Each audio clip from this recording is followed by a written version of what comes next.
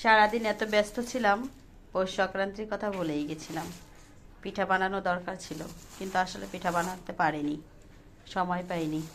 তাই রাত্রেবেলা কয়েকটা পিঠা কিনে নিয়ে আসলাম পিঠা রান্না করার জন্য। দুধ চিনি দিয়ে রান্না করব। চিনি দেব, খেজুরের গুড় আছে, একটু খেজুরের গুঁড়ো দিয়ে দেব। দেখতে কালারটা ভালোই লাগবে, একটু খেজুর রসের গন্ধও আসবে।